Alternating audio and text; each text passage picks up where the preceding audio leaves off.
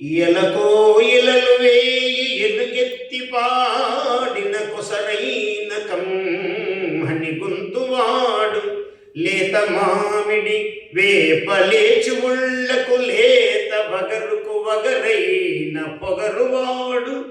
తెలుగువాడు వేప చివుళ్ళు తింటే ఎంత వగరుగా ఉంటుందో ఉగాది నాడు మనం రుచి చూస్తాం. వీడు తెలుగువాడు కూడా అంత పొగరుగా ఉంటాడు. వగరుకు వగరైన పొగరువాడు, ఒక మంచి మాటకే. వీడు ఇంకా ఎట్లా ఉంటాడు? ఒక మంచి మాటకే ఒడలెల్ల ఉప్పు పొంగి తనను తాను మరచు నెత్తమ్మువాడు.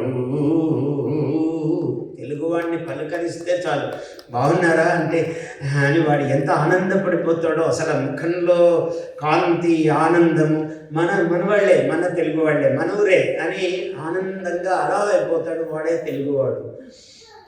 అంత మాత్రమే కాదు, సయ్యన లేచనా చైత్రమాసపు టెండ. కోపం వస్తే భగ్గున మండుతాడు. ఆస్ట్రేలియాలో ఎండ బాగానే ఉంది, మన భారతదేశము లాగానే ఉంది ఇక్కడ కూడా ఎండ. అంటే అంత అదృష్టవంతులు. సూర్యుడు కనపడితేనే గొప్ప యోగం. ఎప్పుడైనా కనపడకపోతే పాపం తద్దినం దుర్దినం అన్నారు. సూర్యుడు కనపడని రోజును దుర్దినము అన్నారు మనకు శాస్త్రంలో. అందువల్ల అన్ని సుదినాలే సూర్యుడు కనపడుతూ ఉంటే. సయ్యన లేచనా చైత్రమాసపు టెండ, మమతలు కురిసెనా మల్లెదండ. వీడు ప్రేమ చూపితే కూడా అసాధారణం. అన్ని మల్లెదండలు విసిరినట్టు, మల్లెలు విరిసినట్లు, గుబాళించినట్లు ఉంటుంది తెలుగువాడి పలకరింపు కానీ, వాడి యొక్క ప్రేమ కానీ ప్రపంచంలో అట్లా ఉంటుంది.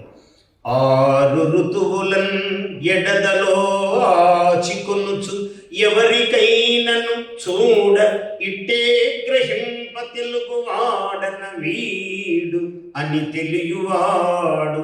1000 మందిలో కలిసిపోతే కూడా వీడు మన తెలుగువాడు అనుకోవచ్చు. ఇంకో తెలుగువాడు ఎలా కనుక్కోవచ్చు? అయ్యా ఏమిటి హనుమంతప్ప బాగున్నావా అని అన్నాడట. నేను ఎట్లా తెలుసు అంటే, చూస్తే ఆకారం తెలిసిందిలేండి అన్నాడు. అలాగా మన తెలుగువాడు తెలిసిపోతాడంటే భాష, వేషము, అన్ని విధాలుగా పలకరించే విధానము, మాట్లాడే తీరు, అన్నింటిలోనూ తెలుగువాడు తెలిసిపోతాడు. Please subscribe to our YouTube channel. Like and share this video.